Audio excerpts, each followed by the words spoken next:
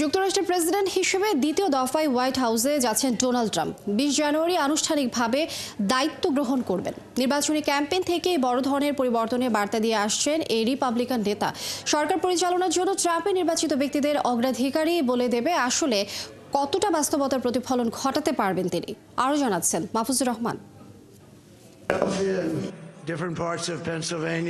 মার্কিন প্রেসিডেন্টের দায়িত্ব নিয়েই প্রথমেই ডোনাল্ড ট্রাম্পকে পরীক্ষা দিতে হবে পররাষ্ট্রনীতিতে। শুরু থেকে ট্রাম্প বলে আসছেন ইউক্রেন যুদ্ধ দ্রুত শেষ করবেন তিনি। একনল হ্যান্ড ওয়াশ 100% প্যারাবেন ফ্রি, তাই নিরাপদ হাতের জন্য আস্থা রাখুন একনলে। বিশ্লেষকরা বলছেন এই কাজ করতে তাকে বেগ পেতে হবে। ট্রাম্প যদি নিরাপত্তার নিশ্চয়তা দিয়ে ইউক্রেনকে ভূখণ্ড হারানোর বিষয়টিকে গ্রহণ করাতে চাপ দেন, তাহলে যুক্তরাষ্ট্রের গ্রহণযোগ্যতা বাড়বে।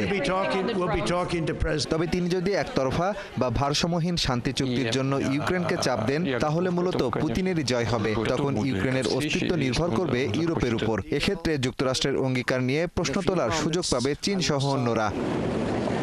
গুরুত্বপূর্ণ পরীক্ষা ক্ষেত্র হয়ে উঠতে পারে মধ্যপ্রাচ্যও। ইসরায়েল ও হামাসের মধ্যে যুদ্ধবিরতি চুক্তিতে রাজি করানোর ক্ষেত্রে সফলতা দেখাতে পারেন ট্রাম্প। এক্ষেত্রে ফিলিস্তিন রাষ্ট্র গঠনের মাধ্যমে ইসরায়েলকে দীর্ঘমেয়াদী সমাধানের দিকে নাও নিয়ে যেতে পারেন তিনি।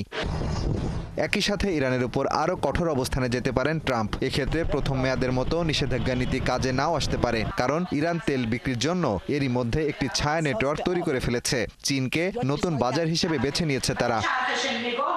কিভাবে চীনকে মোকাবেলা করা যায় সেটি হতে পারে গুরুত্বপূর্ণ ভূরাজনৈতিক ইস্যু। এক্ষেত্রে দক্ষিণ চীন সাগরে সংকটে পড়তে পারেন ট্রাম্প। তাই সেখানে ফিলিপাইনকে সহায়তা করবেন নাকি ত্যাগ করবেন, সেটিও একটি বড় পরীক্ষা হবে।